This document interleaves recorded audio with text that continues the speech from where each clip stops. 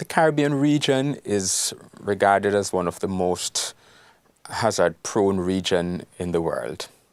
We are vulnerable to a number of hazards, and these include hurricanes, volcanoes, tsunamis, earthquakes, and a host of others, flooding, etc. The fishermen, the fishing communities are not immune from these hazards. In fact, over the years, we have suffered quite a lot of damage and destruction and fatalities in fishing communities as well as in the wider Caribbean region from these hazard events. So we are a very vulnerable region.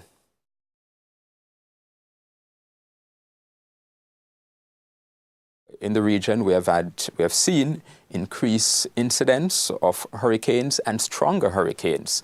We have periods of drought, we have flooding. We have seen more flooding in recent times than we have had in years. Also, we have had mass mortality of the coral reefs. In some areas, over 80% of the coral reefs died in 2005, and this is due to elevated temperatures. These coral reefs have been living for hundreds and thousands of years. Suddenly, they're all dying off, and we know that the reason is elevated temperatures. Last year, we had unprecedented influx of sargassum seaweed in the Caribbean region. In such massive quantities that fishermen could not go out to sea in some cases. And in some cases also, some of the fishes that the fishermen normally target, the flying fish, for example, they were completely absent. Now, we believe these things are related to climate change and climate variability.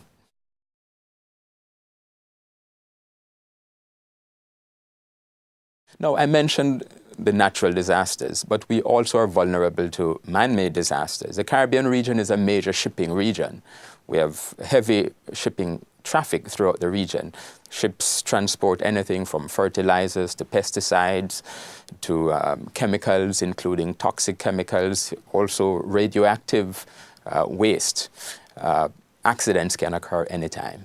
So these are some of the real threats, hazards that we face. And the fishermen and fishing communities living as they are in the land-water interface, they are particularly vulnerable.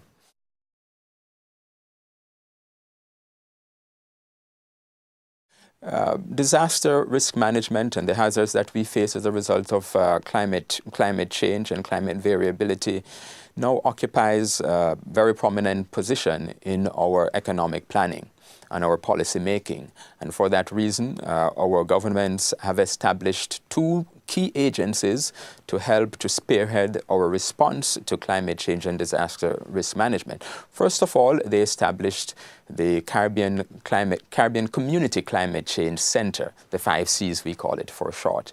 And the purpose of that center is to spearhead our response to climate change. They also established the Caribbean Emergency Disaster Risk Management Agency, CEDIMA for short.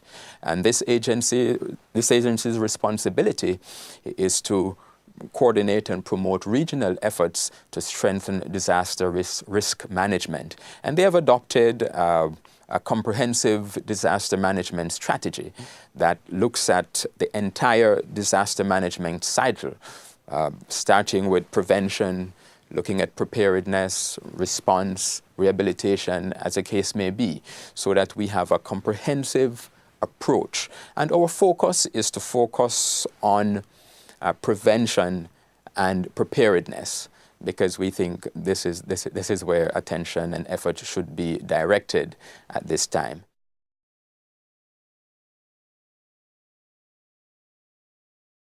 The key is in education, awareness building, and empowerment of our fisherfolk and fishing communities so that they understand the risk, the challenges, that they understand the options that they have, and that they are empowered to make decisions for themselves to prevent and to prepare for.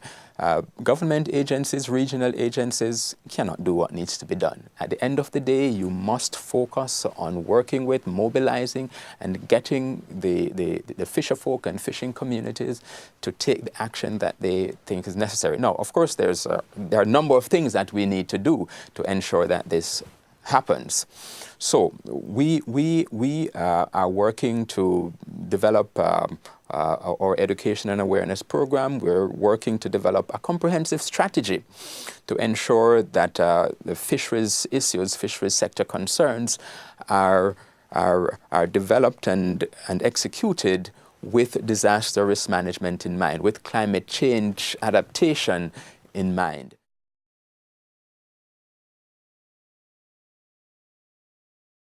First of all, let me commend FAO for elevating the issue of disaster risk management and climate change in their work program.